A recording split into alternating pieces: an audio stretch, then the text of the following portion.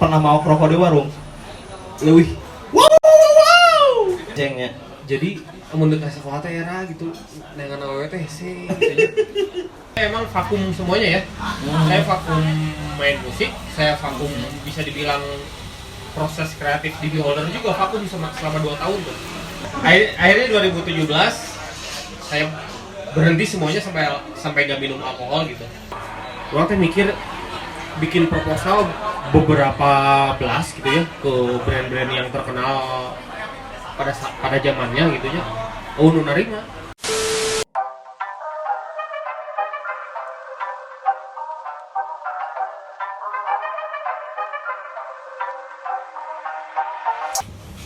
Apa kabar Bapak Cikal?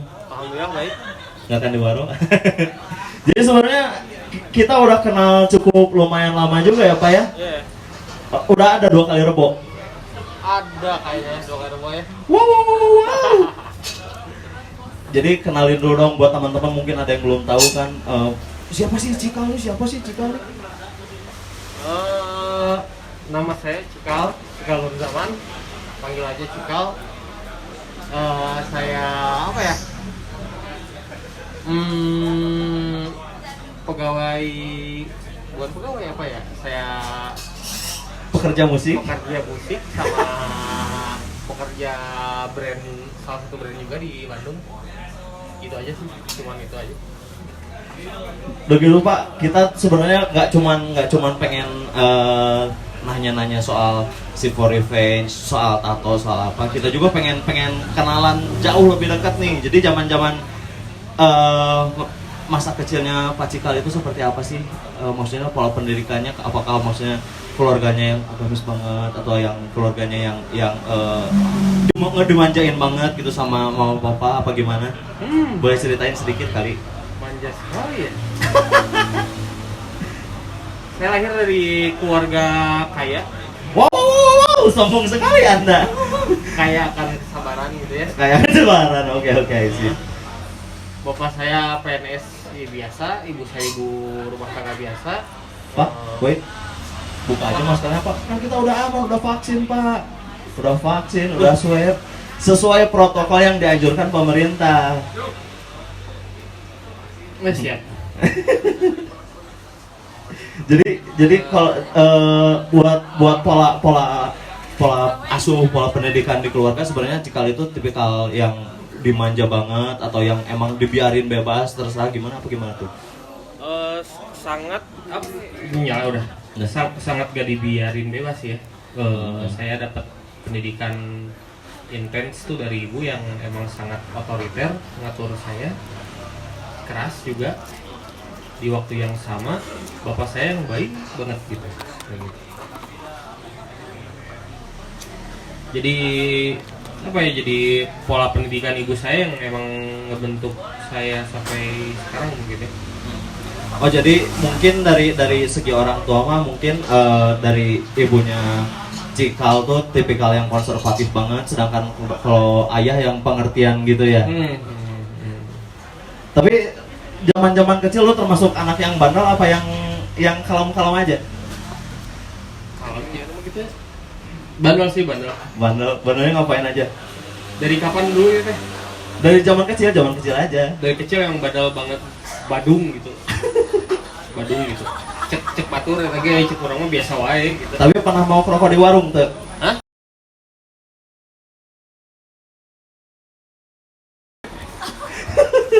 Soalnya tolak ukur anak kecil bandel tuh kan pernah mau ngerokok di warung. Apalagi? Rokok mah agak susah dipaukin. Nah, yang gampang mah susu beruang gitu, yang ciki yang emang disimpan di depan itu lebih mudah dipauk. Bapak kalau misalnya tinggal di Antapani ada tuh warung si Abah, itu gampang banget dicolongnya. Ini kebetulan ada veteran juga. Hah? Astaga. Jadi gitu zaman kecil tuh kan terangkur anak-anak bandel tuh kan wah ngerokok, rebel gitu kan yang jago gitu kan. Soal kegiatan dan kesibukan sehari-hari sekarang ngapain aja Pak? Banyaknya masih ngurus brand ya. Ngurus brand saya sendirian. Ikut kerja juga gitu di brand tersebut sama part time yang sangat saya seriusin, main band sama for revenge Main band sama full revenge mantap. dan sama project lainnya juga. Begitu kita sedikit flashback lagi mungkin zaman-zaman sekolah, zaman SMP, SMA, kita flashback dikit. Dulu zaman-zaman SMA tipe-tipe yang duduk di depan apa duduk di belakang tukang nyontek, apa yang suka ngerokok di WC diam-diam gitu kan. Hadi heula aja orang udud. Di apa ya? Di TKW heulanya. Wow. TTK sok mangga Pak. Jadi Waktu mah panjang. jadi di TK orang teh pinter men. Eh, Udah bisa baca, udah hampir khatam Al-Quran. Alhamdulillah ya, puji Tuhan. Di SD udah mulai kelihatan aneh. Jadi saya tuh ada kecenderungan apa ya? Protes lah ti barudak itu urang teh sok tara konsen gitu kalau misalnya ngobrol sama orang lain. Urang teh sok kemana hendi we, tapi sebenarnya fokus. Oh wait ini agak dipotong sedikit. FYI ini buat teman-teman yang mungkin suka nongkrong sama Cikal gitu ya, lebih baik koreknya sembunyiin sebelum koreknya hilang. Karena doi ahlinya curanrek gitu kan. Anda sudah hatam sekali curanrek gitu kan. Apa itu kebiasaan dari zaman SMA apa gimana? Itu refleks yang saya biasakan pada itu. Refleks yang dibiasakan. Terus tadi kan zaman-zaman TK tuh udah bisa baca. Begitu SD mulai kecenderungan yang aneh-aneh. Yang aneh-aneh, jadi kalau guru ngomong teh orang tara merhatikeun gitu, lebih ngobrol aja ngaturan ya gitu.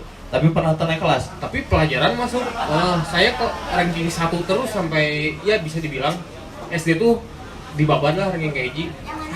Kecuali kelas 5 orang ranking. Pinter gening mana? Iya.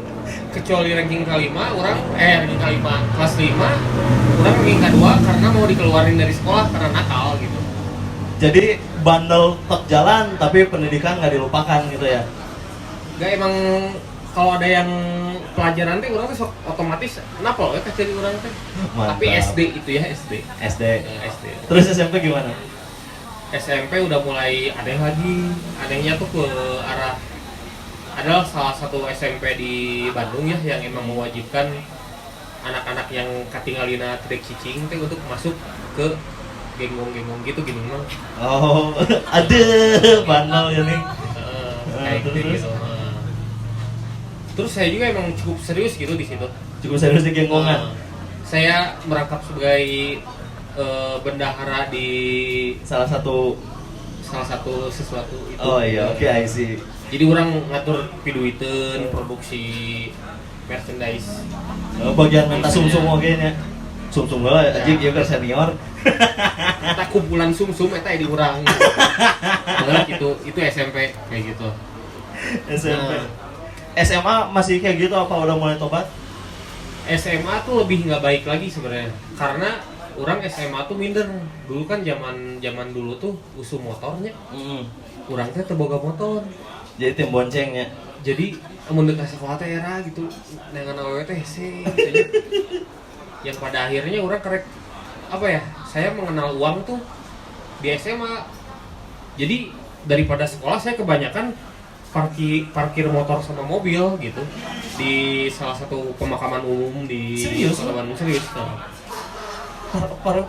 udah parkir di pemakaman. Ya sebenarnya parkirnya nggak jadi masalah, tapi Anda parkirin di pemakaman agak ngeri juga. Jadi apal kabarin coronanya nuat sabar aja teh pangloba. Orang baheula gitu saminggu kahitung gitu pemakaman badag gitunya paling saminggu paling loba 7 jelema nu maot teh dan ya itu ceuyah gitu jeung urang gitu nya.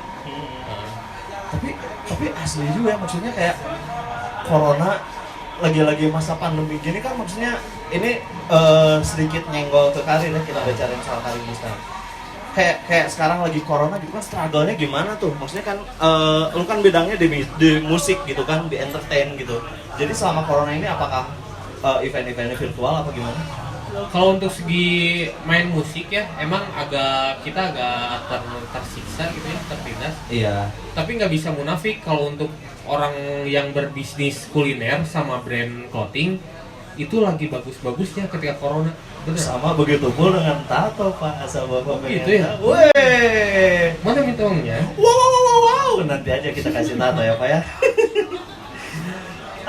kita sedikit flashback ke perjalanan karir kayak. Soalnya kan kayak seapal saya tuh kan, karena perasaan lu Revenge the Fate kenapa tiba-tiba jadi ngacuan ke For Revenge gitu kan? Dari mana dulu ini teh? Dari Revenge the Fate aja dulu. Dari Revenge the Fate gitu kenapa cabut gitu, sekarang kenapa jadi di For Revenge? Asal ditanya ke Netam. Enggak, saya awal dulu 2010 diajakin ada Sona gitu ya di basis. Saya ingat itu bulan Januari. Kalau ayo ingin proyekan lah orang nge-cover asing Alexandria di bulan April kayak gitu. Terus orang panggil lah jeung produksi RTP dengan kondisi si Anggi vokalisnya sekarang tuh masih di posisi drum. Oh dulu sih yang gitu drum. Ujung briefingnya jauh gitu di Cibiru gitu ya. Tuh orang tuh terbeki ya anjing, terbeki gitu ya band teh gitu. Kenapa nggak suka orang sama band ini? Tapi kayak ada feeling baik gitu sama si Revenge the Fate itu. Apa ya dipikir-pikir apa ya gitu. Oh ternyata setelah dipikir-pikir ternyata ini kayaknya kalau si Anggi rotasi ke vokal ini akan menjadi hal baik. Nah, kalau si Revenge the Fate sendiri genre-nya tuh apa sih? Deathcore gitu ya? Deathcore ya? Kayak mirip-mirip Suicide Silence yang kayak gitu-gitu kan? enggak sih. Lebih ke influence-nya kemana tuh? Mau beja-beja kamu orang. Wow, kenapa tidak mau berbagi dong sama teman-teman? Terusin lagi ini yang tadi. Terusin. Oh, terusin. Nah, dari situ si Anggi akhirnya kebetulan orang ngobrol di sana, ternyata emang momen yang pas. Anggi ternyata bisa jadi rotasi ke vokal dengan segala dramanya. Kan ini drummer kosong nih. Nah, kebetulan saya bawa sahabat saya gitu, Jaki dari band saya sebelumnya. Terus? Dari situ ya jadi Revenge the Fate formasi awal dengan saya gitu ya. Jadi bisa dibilang Cikal tuh angkatan pendirinya ya? Pendiri itu bisa dibilang Sona 3 bulan kemudian orang masuk. Dan ketika emang formasi itu Jaki, Anggi, Richie, Sona, saya di situ keajaiban tuh mulai muncul gitu katanya. Edan lah gitu ya. Dari bulan Januari saya join, April yang tadinya saya cuma mau cover lagu, jadi beres 2 single gitu sampai kok Enggas bikin lagu baru aja udah. Ini akhirnya jadi band yang produktif dan komersial ya. Dan emang bener-bener sangat apa ya, keajaiban tuh bener muncul tiba-tiba terus ya hantem gitu lebih ke terkenal ya. Amin ya. Tapi kayaknya kita terkenal ya. Tapi serius maksudnya kayak buat mungkin anak-anak terlebih yang maksudnya kayak angkatan saya gitu kan, angkatan di 2010 2011 ya, buat yang main-mainnya di event-event underground gitu ya, siapa yang nggak tahu gitu kan secara Revenge the Fate gitu kan. Udah gitu kan akhirnya itu dari tahun 2010 ya. Revenge the Fate tuh berdiri bulan Juli tanggal 5. Saya join tuh bulan Januari. Terus itu akhirnya kan maksudnya Cikal di situ jalan sama Revenge the Fate sampai akhirnya tiba-tiba ngilang nih 2 tahun nih, kemana nih? Itu cabut dari Revenge the Fate tuh apakah ada maksudnya ada masalah personal atau misalnya ada ketidakcocokan atau apa? Tapi kalau misalnya itu terlalu personal ya nggak usah diomongin juga nggak apa-apa. Nggak masalah sih, emang normal ya, emang pasti ada masalah personal, ada ketidakcocokan tuh wajar. Karena emang apa ya, nggak ada yang semuanya pure benar gitu dalam kehidupan gitu ya. Konteksnya saya emang salahnya selama 8 tahun terlalu 100% mendedikasikan diri saya tuh untuk Revenge the Fate gitu. Jadi kan jangarnya hiburan gitu, orang tuh serius terus gitu, kehidupan teh gitu. Berarti sebenarnya musik tapi itu cabut gitu, tungtung nama gitu. Jadi orang ada salah paham sama saudara saya sendiri gitu, itu ada di belakang gitu si Ani. Jadi emang sebenarnya musik tuh hobi yang jadi profesi ya? Musik itu adalah hobi yang jadi profesi. Terus gilanya lagi di Revenge the Fate, tahun 2013 tuh kita bikin komitmen yang sangat gak masuk di akal gitu. Gimana tuh? Arurang geus ulah gawe kabeh. Fokusnya band-bandan jadi anak band. Di tengah emang si RTF bisa dibilang situasi ekonominya teh bukan dari orang berada lah. Bener-bener sangat bukan dari orang berada gitu. Tapi orang geus band-bandan geus ulah gawe lah, naon gawe mah gitu. Jadi bentar. Sambil nunggu Cikal prepare buat di live Instagramnya, jadi kita juga mau ngingetin buat teman-teman yang bingung di sini tuh ada apa sih sebenarnya. Jadi hari ini tuh sebenarnya kita dari kemarin tanggal 8 kita bikin acara Flash Day kolaborasi antara Exodus 57 dan Hufflepuff Inc. Kita ngadain Flash Day party. Jadi buat teman-teman yang pengen ditato, kita juga ngadain bundling dengan es kopi susu 1 liter dapat 2 tato 350.000 doang, atau bundling sepatu 600.000 dapat 2 tato. Gimana Pak? Lanjut. Nah, akhirnya setelah cabut dari Revenge the Fate itu kegiatan ngapain Pak? Sare Selain sare tidur, dan saya emang vakum semuanya ya. Saya vakum main musik, saya vakum bisa dibilang proses kreatif di Beholder juga vakum selama 2 tahun tuh. Kurang yang enjoy ya, yang sare tapi awak ngebadagan gitu. Emang bener-bener walas kayak gitu. Itu tahun 2008 bulan Maret saya hidup tidak berguna sampai 2019 akhir kalau nggak salah. 2019 akhir. Emang kelihatan banget gitu dari transformasi tubuh Anda tahun 2019 dan sekarang ya. Apa? Transformasi tubuh Anda yang ternyata wok. Oke.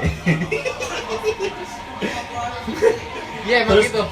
Dulu, emang karena diet kan, menjaga pola makan dan segala macam. Kalau dulu waktu masih di zaman saya di ATF itu karena hal-hal lain ya. You know lah apa gitu ya. Ya, kebiasaan anak-anak band. Ya apalagi ya. Kayak gitu. Tidak usah diomongin, nanti kita diincar BNN. Akhirnya 2017 saya berhenti semuanya sampai gak minum alkohol gitu.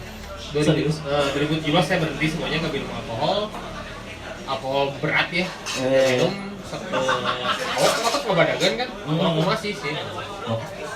Tapi gokil sih, maksudnya buat orang-orang yang ibaratnya yang emang let's say tanda kutip hidupnya nggak benar, begitu kita bisa nyetop semuanya tuh anjrit, itu hal yang berat loh.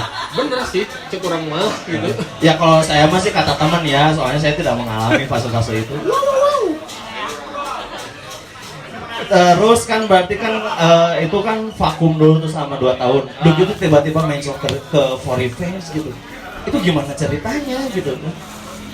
Apa ya? Jadi kacau ya orang teh. Terus tiba-tiba emang orang teh nongkrong gitu jeung si Cibot. Drummernya For Revenge. Beberapa kali nongkrong ngobrolin tentang masalah kebatinan. Aduh. Tentang masalah ketuhanan kayak gitu. Oke, I see. Waduh, berat. Singkat cerita, ternyata orang anjing seagama anjing maneh gitu. Kayak gitu. Dan dengan 3 profesi lainnya, orang tuh bisa ngejelaskan lebih intinya kayak gimana. Ya, nggak apa-apa. Dari situ terus saya kalau bantuan lah main gitar, orang langsungnya ya kan, jing kalau bola. Orang kan sebelumnya kan di musik yang lebih ekstrim gitu ya. Cuman emang sebelumnya orang ngefans sih kasih For Revenge teh bener-bener ngefans gitu, orang bocil lagu-lagunya. Soalnya asal si Bonik baik deh.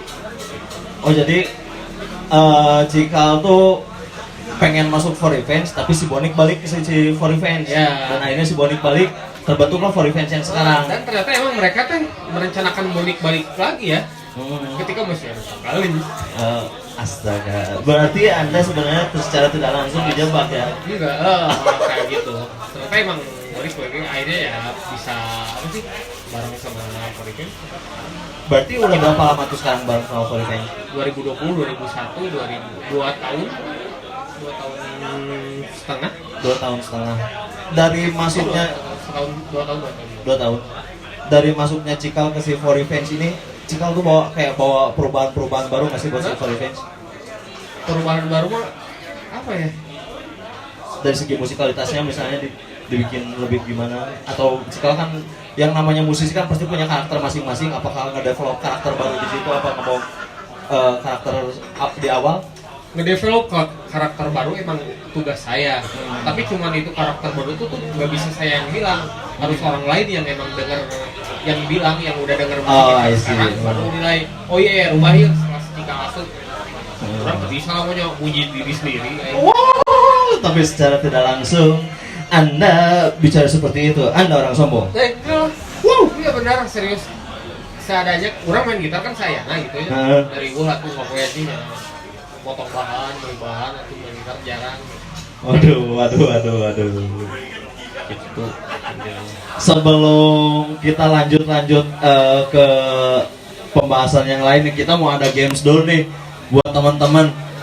Ada yang mau maju nggak? Pertanyaannya gampang sekali. Ada yang mau maju nggak di sini? Pertanyaan gampang sekali. Gampang banget pertanyaannya, cuman sebutkan 3 judul lagu For Revenge. Ada yang maju? Ada yang berani? Ada ini nih.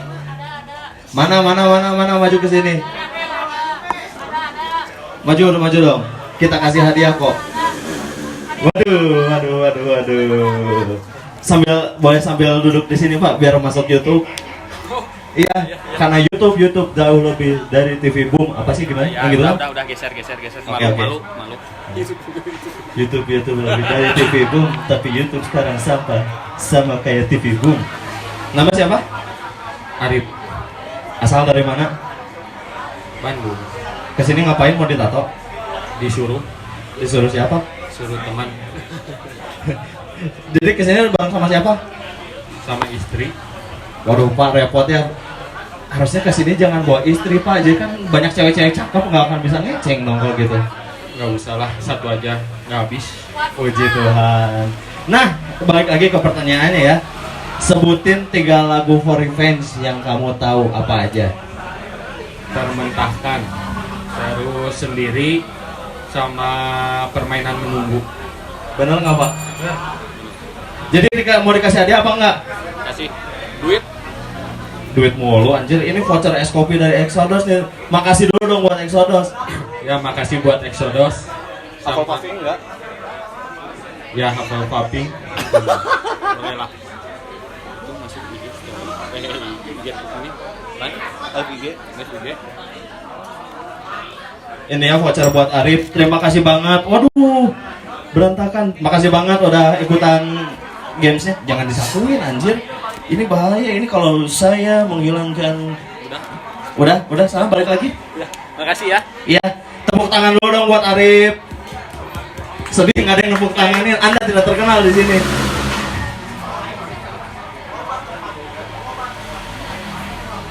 Aduh, duit unggul gitu kan? Gitu.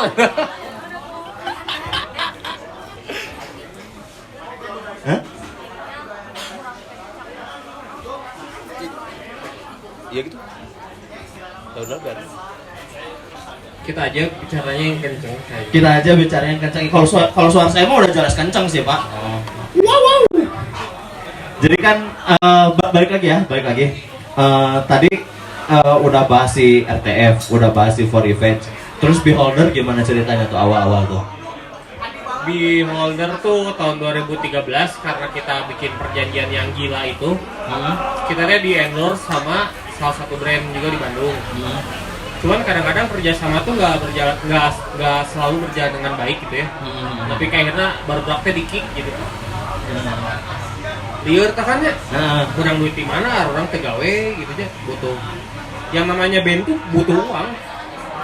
Iya. Main band itu butuh uang ya. Bener banget. Nyari uang tuh emang harus dipancing sama uang kayak gitu. Orang tuh mikir bikin proposal beberapa belas gitu ya ke brand-brand yang terkenal pada zamannya gitu ya. Nu narima. Padahal itu buat sekelas Revenge the Fat di tahun 2013 itu udah oke. Iya, udah bisa dibilang ada di puncak karir juga ya. Cuman mungkin pamenta orang keterlaluan sebenarnya orang yang minta jadi di sebuah produk dan emang nggak orang yang minta di sebuah duit ya gitu. Oke. Tapi sebenarnya kalau buat kerjasama seperti itu ya sebenarnya harusnya jadi hal yang wajar dong ya. Wajar kan? Ya mungkin nominal Anda terlalu tinggi Pak pada saat itu. Nggak tinggi, dulu cuman minta UMR per orang. Gitu. Wow. Oke, I see.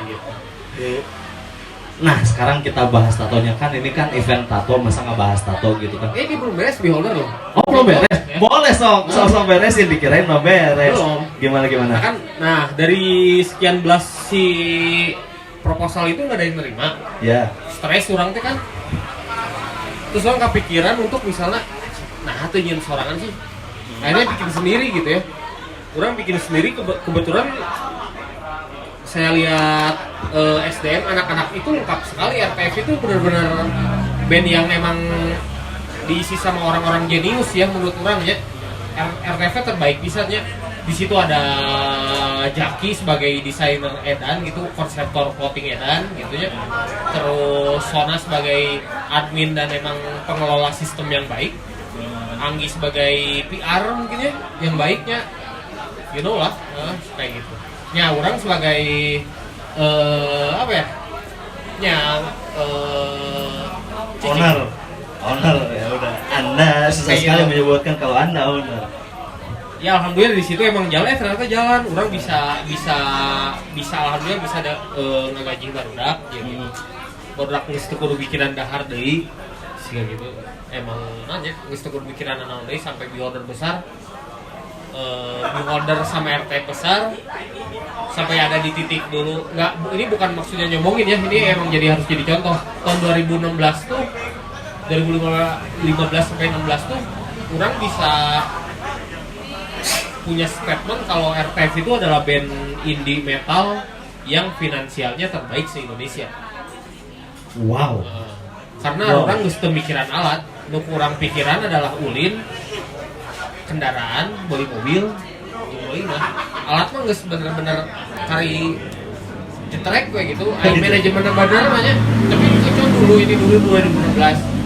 Terus saya harap memang ada band-band baru yang memang mengaplikasikan hal seperti itu yang dulu RTF lakukan dulu gitu.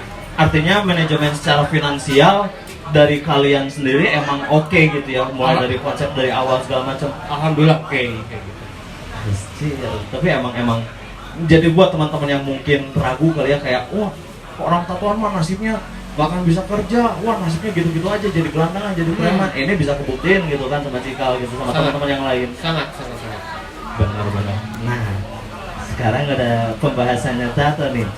Ini kan acara tato, masa iya tidak ngobrolin soal tato. Pertama kali Cikal kenal seni tato tuh kapan sih? Dari 2010 orang mengenal seni tato. Cuman seperti biasa karena pola pendidikan ibu saya yang emang keras, ya ibu saya bilang, mana yang mau ditato, kok aing dilaknat. Masuk neraka. Terus. Akhirnya orang mendem pisan sampai akhirnya orang justru ditato dalam keadaan orang bisa dibilang terendah. Orang ketika keluar di CRTF, orang ketika emang beholder ke jalan gitu, orang ditato jadinya. Tapi emang dari sebelumnya stigma negatif tentang tato tuh datang ke CRTF, nyerang Sona sama Anggi, orang tuh pangharepna ngabela gitu. Itu zaman belum ditato. Belum ditato, aing itu ditato tapi orang nggak bener tuh ditato isi Anggi di Sona. Mantap. Jadi pandangan lu soal tato tuh jadi apa sih? Apakah sekedar seni toh atau cuman sekedar fashion atau gimana? Ya jelas nih, balik lagi ya, tak bener nanti dari sisi apa dulu ini teh kayak gitu. So, misalnya kata dia nggak benernya dari sisi apa? Kalau kita kayak ngambil pandangan umumnya gitu ya. Karena mungkin kita flashback sedikit ke sejarahnya stigma buruk soal tato gitu kan. Zaman dulu kan mungkin tato tuh bisa kepandang buruk gara-gara orang yang dulu pernah masuk penjara di Cirian nanti ditato. Di Cirian ditato. Zaman-zaman saya sudah berani menyebutkan. Pokoknya zaman-zaman itu Indonesia tuh orang-orang tuh terpandang buruk yang tatoan tuh kan, wah lu bertato berarti lu pernah masuk penjara nih, bla bla bla bla bla. Terus Gitu eta mah stigma tahun 90-an ya, 90-an Iya. juga udah hilang stigma itu. Tapi untuk generasi tua masih cukup melekat ya Pak ya. Enggak sih, lebih ke kerjaan sama Benar. lebih ke kerjaan sama apa ya? Syariat dibilangnya agamanya. Oh iya iya iya. Yang emang mewajibkan kita untuk musik. Mm-mm. Walaupun sebenarnya ibaratnya kalaupun memang ada larangan dari misalnya di agama-agama tertentu yang memang tidak memperbolehkan ditato atau segala macam, bisa dibilang dan semua orang juga berdosa gitu. And we choose our own sin gitu kan, ibaratnya ya udah kita memilih dosa yang mana yang kita jalanin gitu kan, yang bukan dijalanin ya, yang kita pilih gitu. Gitu. Dalam segi apa tadi? Apa namanya? Dalam segi apa? Dari segi mungkin dari segi agama. Oke. Beberapa. Nggak sih, sama normal, saya muslim juga. Cuman kan kayak gini, pandangan tentang syariat hukum agama tuh berbeda-beda. Cek urang mah nya, yang namanya mempercantik tubuh itu ada ibadah gitu. Meh ketemu ku batur alus teh adalah ibadah gitu nya. Benar banget. Namun ditempona tinu kahadean eta ge mun terus. Berarti derang tatus mah nggak masuk lah ya. Ada alasan, nggak salah sih, semuanya ada alasan. Katanya menyakiti tubuh itu nggak boleh, itu haram kayak gitu mah. Tapi pada dasarnya kan ibaratnya kan orang gering dahar obatnya pahit men. Tapi kan nggak setengah nah. Oh, I see the point. Ya, benar Begitu pun banget. juga ditato, emang nyeri gitu. Tapi ketika emang tatona benar, orangnya ngerasa pede, oke, dan juga batur ningali orangnya seneng gitu. Dan itu salah satu ibadah juga, kita bisa nyenengin orang lain. Tapi cek urang, ya namanya anu cantang tuh bener. Ya, intinya sebenarnya semua orang juga berhak punya pandangan masing-masing Ya. dan opini masing-masing, Tapi dan orang itu nggak salah loh. Dan itu juga orang yang emang banyak penuh kesalahan dan belum tentu bener ya bahwa Iya, saya iya. dulu. Cuman ini mah opini pribadi saya aja. Benar. Emang setuju sih secara personalnya emang bisa dibilang ya itu opini bukan masalah pembenaran atau siapa yang salah siapa yang benar. Semua orang punya hak yang sama buat berbicara, semua orang punya hak yang sama untuk berekspresi, intinya mah gitu sih. Iya. Kalau buat tato sendiri, kapan pertama kali ditato? Udah ya? Belum kan? Kapan pertama kali ditato dan gambar apa tuh?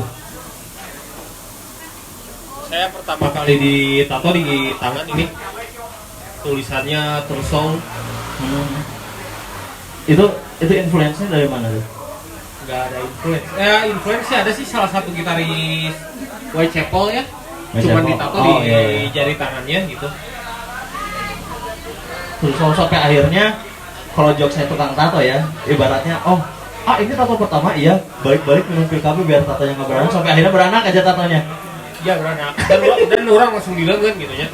Tapi orang mikiran kata-kata nuyu obatnya emang dilapisan gitu. Artinya emang yang nggak asal-asalan, Benar-benar itu asal-asalan. asal-asalan bikin tato asal gaya. Iya, benar-benar itu asal-asalan. Jadi emang benar-benar dipikirin apa makna dari si tatonya ya. Iya.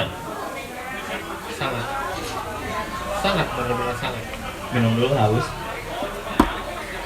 Lanjut. Punya berapa banyak tato sekarang? Begitu maksudnya kayak makna dari setiap tatonya apa sih? Dari mana dulu? Ada tato, saya ada sedikit tato saya. Sedikit tuh karena emang cek sedikit tuh karena emang orang bermasalah dengan gambar, orang kayak gambar tuh sarwa jeung batur gitu, lain masalah comot gitu. Saya cuma ada satu di kaki, 2, 3, 4, 5, 6, 7. Ini dihitung satu Pak, mohon gitu, maaf. Pak, oke ya. Kan ini satu kata bukan satu huruf. Oke. Makna dari setiap gambar itu apa aja sih? Yang mana dulu? Misalnya yang di kaki ini gambar apa? Yang di kaki itu, yang di kaki ini gambar apa ya? Gambar malaikat Israel. Pakai Israel. Ya yang emang didefinisikan emang kayak Grim Reaper gitu, bahwa emang apa ya di proyeksi dari Israel tuh mencek aingnya juga gitu kan. Mencek urang juga gitu. Makanya saya tato ini di sebelah kiri. Malaikat maut gitu ya. Malaikat maut gitu. Terus apa lagi? Apalagi yang mana? Yang di sini, yang di tangan. Yang di tangan itu orang ieu ke apa sih? Ke baheula ke usum-usum na mandala. Mandala tapi orang yang aya konten di hareupeuna nu ngalamangkeun Bandung gitu. Oh, I see. Sejauh itu loh mikirnya. Sejauh itu. Karena orang pas ketika ditato eta orang dalam posisi daunnya orang teu pisan ka kota ieu teh gitu. Ada sisi orang hayang apa ya pengen ingetkan bahwa orang benar-benar pernah sangat mencintai kota ini gitu. Kayak gitu. Oh, I see. Dan orang nggak mau melupain kota ini. Bukan benci itu bukan karena emang tengenah Bandung, cuman emang tengenah kondisi orangnya pada saat itu gitu. Makanya aku apa maksudnya kayak gitu. Nggak perlu dilihatin kan? Nggak perlu lah. Nanti juga kita shoot buat expose ini si tatonya. Terus kalau buat yang di leher itu tato apa? Yang di leher ini maksudnya ke simbol Wilwatika Tentang apa? Surya Majapahit. Simbolnya kerajaan Majapahit. Udah panjang deh mun ngajelaskeun eta mah. Oh, I see. Itu nama ieu Surya Majapahit we nya. Kayak gitu. Lihat kadinya. Lihatnya kan. Terus kita balik lagi soal stigma tato gitu ya. Kayak buat mungkin pandangan orang pada umumnya kan mungkin kan, wah, gue mau ditato tapi takut gak bisa kerja, wah, gue mau ditato tapi takut dipandang anak bandel nih, bla bla bla bla bla. Nah, seorang Cikal sendiri menghadapi dan membuktikan bahwa maksudnya, ini gue ditato bisa nih, bla bla bla bla bla bla bla, bisa sukses, bisa apa, gimana tuh? Amin ya, sukses ya. Amin. Cuma sebenarnya kayak gini emang stigma tato tentang kerjaan teh emang karasa sih ya. Tapi sadar nggak sadar itu membentuk psikologis kita buat berpikir lebih edan. Karena kita menghadapi akhir ieu hese gawe senaon berarti orang kudu nyin sesuatu nu edan. Jadi pikiran kita tuh terlatih untuk berpikir jauh langkahnya teh gitu.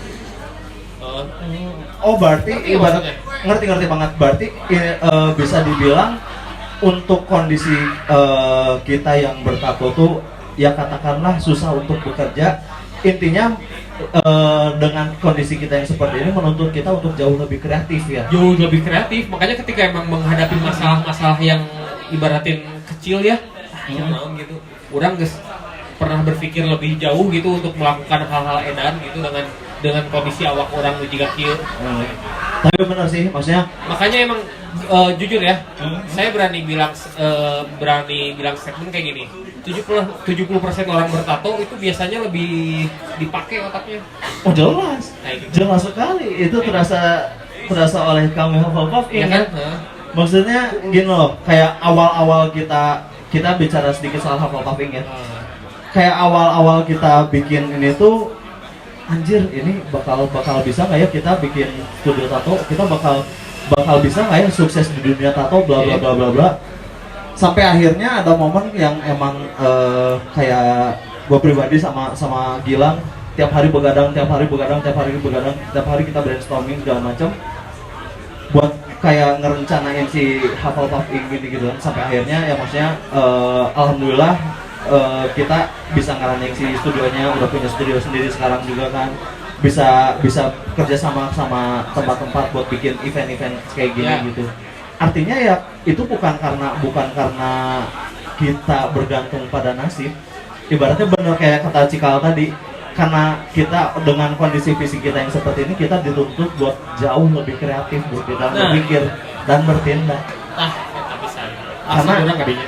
Sorry orang ngomong rada pecah hati gitu. Santai. Karena maksudnya kan ibaratnya orang yang ditato mah kan gampang dicirian, gampang ditandain. Dalam arti ketika kita salah dalam bertindak, wah nyarinya gampang, gak akan susah. Gitu. Tapi lah emang apa yang tadi kita omongin bener banget, 100% bener sih. Gitu. Udah gitu kayak Cikal sendiri nih, nextnya kayak mau bikin tato apa lagi, ada kepikiran pengen nambah lagi apa gimana? Ya pasti lah. Pasti rencananya mau sampai penuh sebadan-badan.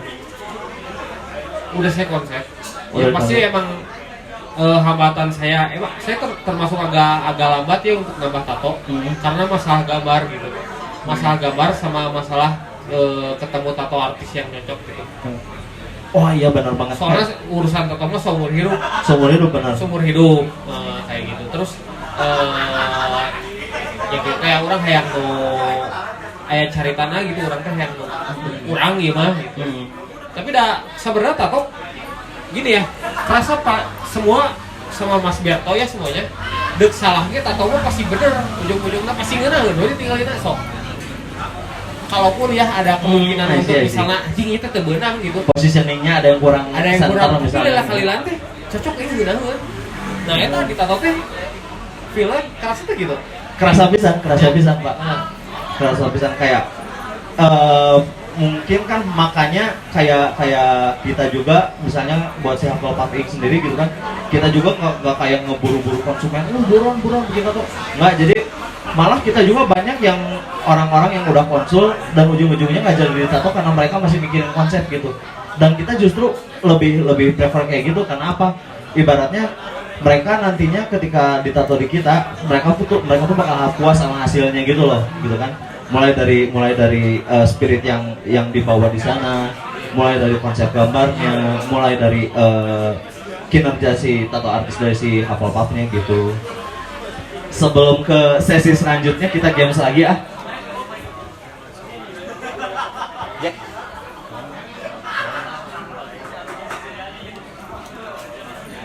By the way, kita mau ngingetin sekali lagi buat teman-teman yang masih bingung ini ada acara apa sih.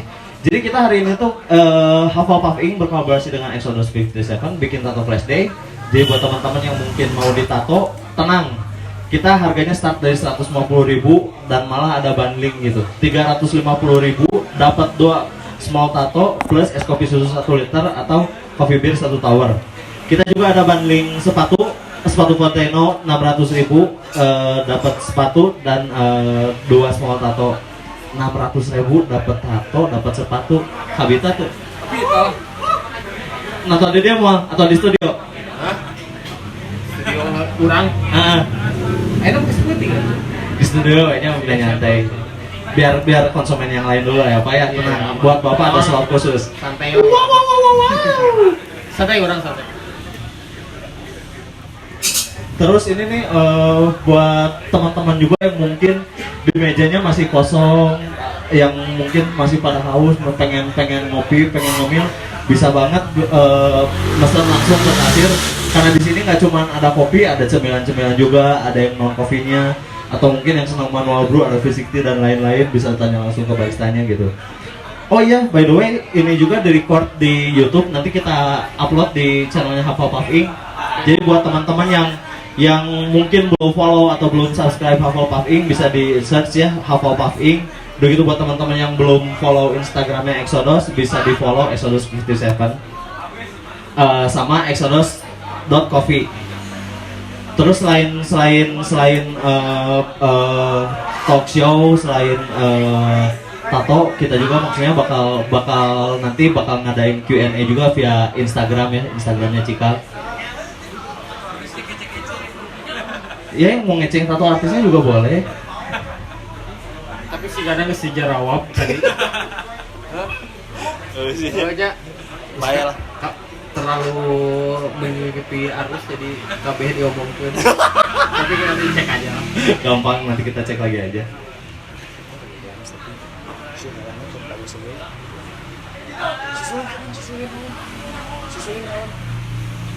Susulin halus.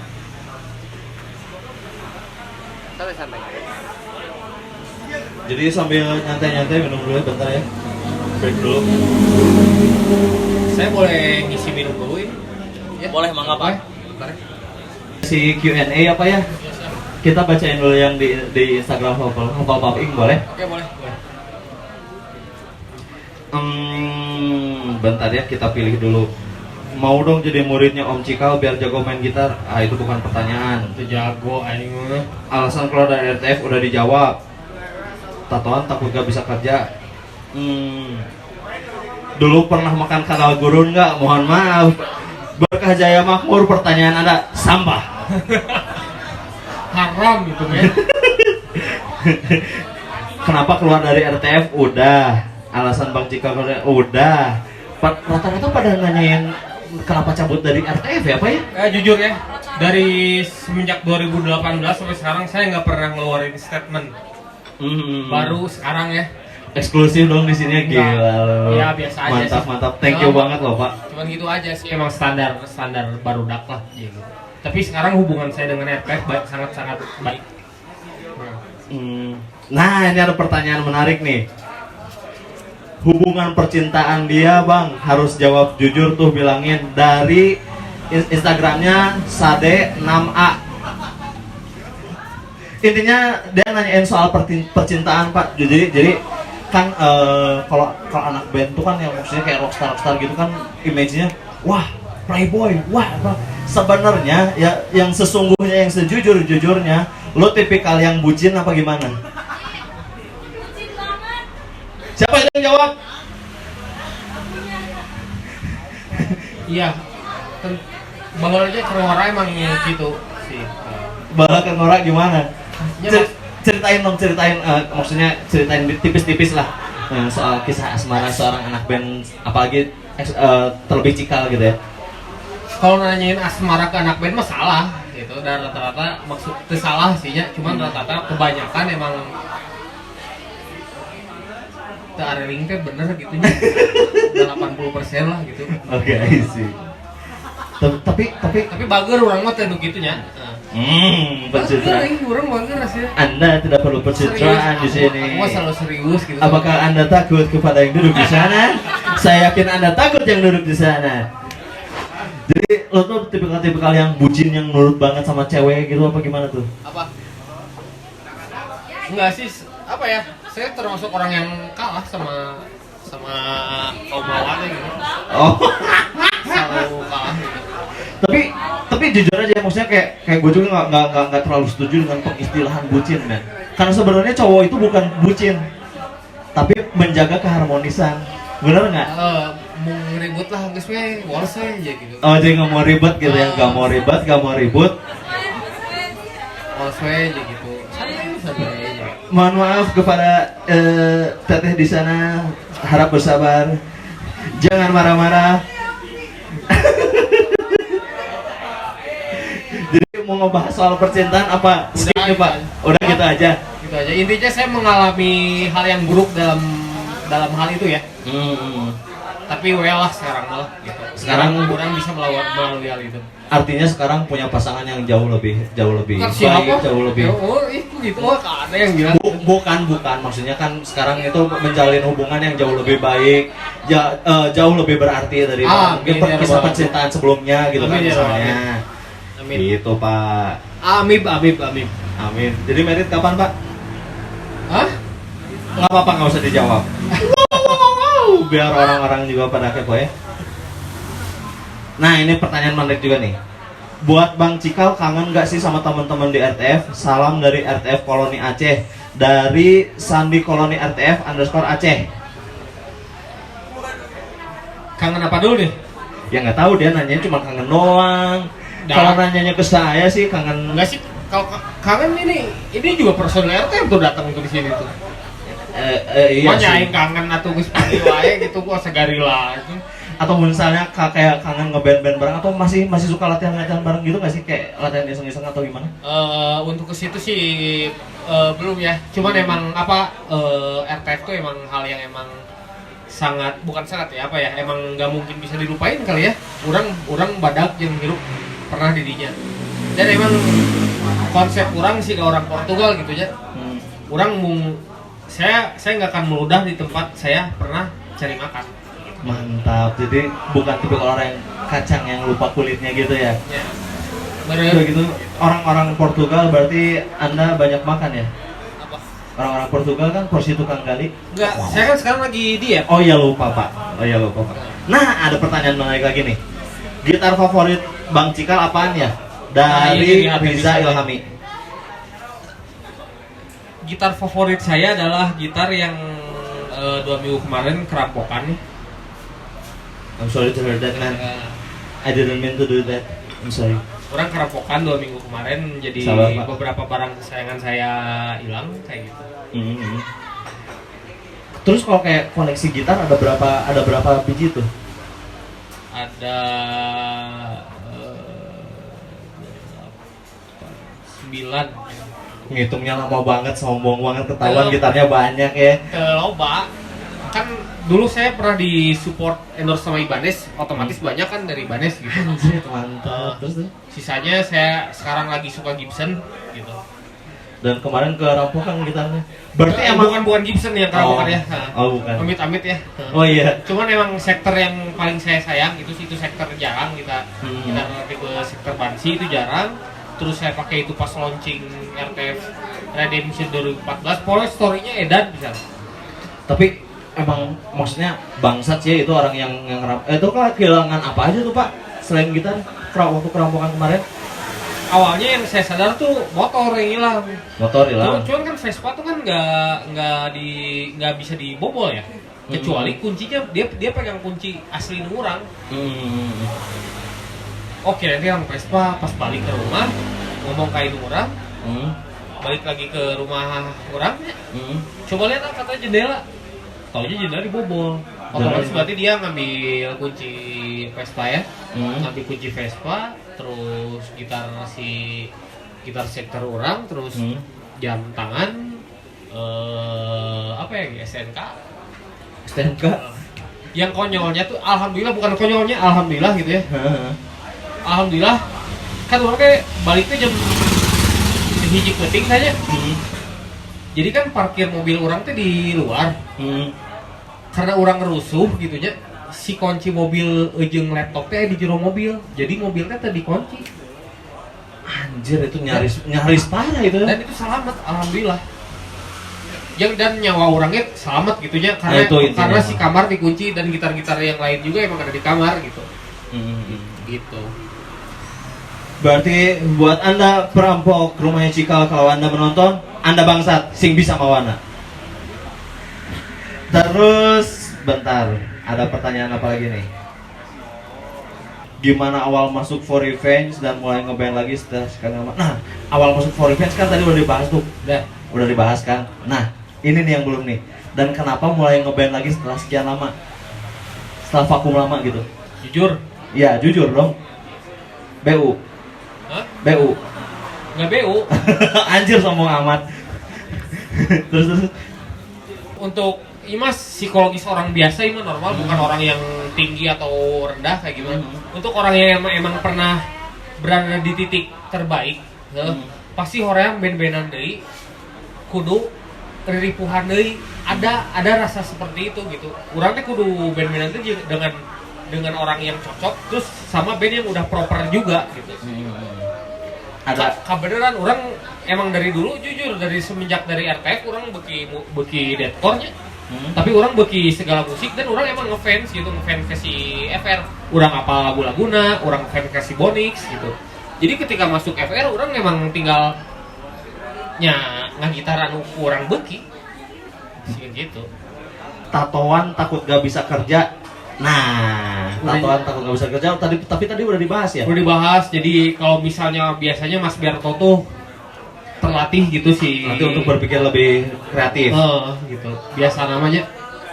Jadi lebih edan lah karena ujian kan membuat kita lebih kuat. Di Instagram Live itu ada yang nanya-nanya nggak Pak? Kalau nggak kita buka yang di komen aja nih. Nah, ada pertanyaan Helena. Oh, ini yang datang nih. Helena Yerachullah. Kak mau tanya apa ini permulaan kakak untuk tidak malu-malu lagi di depan umum yang biasanya pergerakannya bawah tanah? Sebenarnya bener. Saya pernah gitu ada nonnya sama model lain talk show gitu, interview gitunya 2 jam penuh gitu jam barudak. Dan 2 jam eta orang cicing tuh bisa ngomong. Lagi seri gitu kan ngomong gitu. Tapi maksakeun sih mah tuh hayang ditato abi. Gila. Bang mau nanya pendapat awal lu tentang For Revenge itu apa, lalu kenapa memutuskan untuk bergabung dengan For Revenge? Nah, kalau kalian perhatiin dalam-dalam ya, Lirik-lirik si For Revenge tuh bisa dibilang lebih ke ada kalau misalnya ngomongin cinta di Indonesia mah cintanya cuma satu kata ya. Kalau bisa di Yunani ada eros, ada googling sih katanya. Intinya begitu. Kalau misalnya di For Revenge tuh lebih ke nuansa liriknya tuh sufistik gitu tentang ketuhanan jadi. Oh, I see. Jadi si lirik-liriknya teh bukan hanya tentang untuk cinta orang ke pasangan hidup ya, cuman emang untuk orang kanu di jero kayak gitu. I see. Tapi yang kalau nu sadar mah nya nu anu bener-bener meresapi lirik-lirik si For Revenge itu lebih ke dalam sebenarnya. Tapi yang ini mah personal ya, kayak menurut gue pribadi yang paling ngena apa coba? Permainan menunggu, Pak. Iya. Anjir. Permainan menunggu teh gimana ya? Bisa dibikin jadi lagu galau, bisa dibikin jadi lagu buat introspeksi, bisa dibikin lagu buat maksudnya mengencourage kita ketika kita lagi down gitu. Ya. Tapi si vokalisnya kan ada Horea, temen ku aing diajak mau ke lagu eta. Si Bonek gak mau bawain Asli. Bang anjir itu lagu yang paling anjir. Orangnya beki gitu. Orang sangat maksudnya orang kan berawal dari fans ya kasih formnya beki gitu. Terus orang emang beberapa ngatur playlist oke gitu. Jadi orang kudu maksa lebih ekstra untuk misalnya saya mau ke lagu eta teh gitu. Nah, ada pertanyaan lagi nih. Nah mengikuti di IG-na nyampe 666 masih sebuah misteri euy cenah. Biar lebih estetik aja. Biar lebih estetik ya. Nggak ada maksud lain di balik itu ya. Enggak ada apa? Ya ada angka itu 666 cuma angka ya. Cuma angka cuman enak aja gitu dilihatnya kan. Cuma enak aja. Bukan tentang masalah satanik ya. Ya, benar. Karena hanya orang bodoh yang menyembah setan. Pertanyaannya apa lagi nih ya? Preset effect yang dipakai apakah untuk ampli dan pedal-pedalnya? Jadi gini, karena saya tuh orangnya digital banget. Digital banget. Bisa dibilang hampir anti sama analog. Jadi kalau ngomongin preset, berarti saya pasti saya pakai fractal, terus sekarang pakai POD. Biasanya saya pakai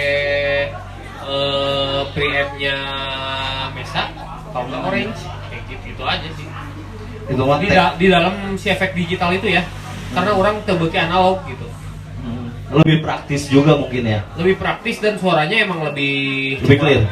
Bukan lebih clear, lebih perfect daripada analog. Karena analog itu prosesnya edan. Menurut proses terbenar kajenting si equipment halus mau bener keluarnya. Outputnya nggak akan. Outputnya mau cek urang eta nu cantak tuh bener gitu. Urang ge salah kan bisa salah. Bener. Orang lain rasa tahu, daurnya tengah rasa bener gitu. Balik lagi ke preference masing-masing juga kali ya buat teman-teman yang emang mungkin band-bandan atau seneng gitar gitu. Closing statement dari Cikal nih. Apa ya closing statementnya? Yang inti nama nonnya menhayang mah nya tato gitu. Ulah loba pikiran gitu. Ngan sing alus sing mantes sing gitu. Amun ngomongkeun sieun teu sah ieu itu ieu tong hariwang teuing lah dai kulit mah beak ku cacing gitu. Bener. Anu nepi ka luhur mah da lain awak Tapi spirit ya. iya. Kayak teater itu kata teater itu spirit kayak gitu. Wow. Dan isi eta ge. Dan intinya maksudnya buat teman-teman juga mungkin yang belum ditato, mungkin gua agak nambahin dikit. Lebih baik daripada kalian kayak misalnya natonya ngasal-ngasalan, daripada natonya karena dipaksa atau gimana atau apalagi Anda yang sedang mabuk ditato, lebih baik tahan dulu, lebih baik konsul dulu. Jadi kalian tuh bisa puas sama hasilnya dimanapun ditatonya, walaupun nggak dihafal popping, dimanapun ditatonya gitu. Segitu aja kali ya. Oke. Q&A udah beres, pertanyaan-pertanyaan udah keluar. Aman? Atau mau ngapain lagi sekarang, Mbak? Ngopi dulu kali ya. Mabok nggak? Mabok dulu Ajik. Oke. Enggak bener, saya udah nggak minum alkohol yang berat gitu dari tahun 2017. Cuman saya emang dari 2000 tahun ini emang minum bir gitu aja. Bir Lebih candu bir aja kayak gitu. tipis-tipis lah ya Pak ya. Tipis ya. Cuman kalau alkohol berat tuh udah saya tinggalin dari 2017. Mantap. Ya, intinya terima kasih banget buat Cikal buat waktunya ngobrol-ngobrol sama kita di sini. Udah gitu, makasih banget juga buat Exodus yang udah nyediain tempat buat Hufflepuff Inc, buat bikin event di sini, buat seru-seruan bareng di sini. Dan mohon maaf bila ada salah-salah kata karena pasti banyak sekali yang salah ngomong. Intinya segitu aja.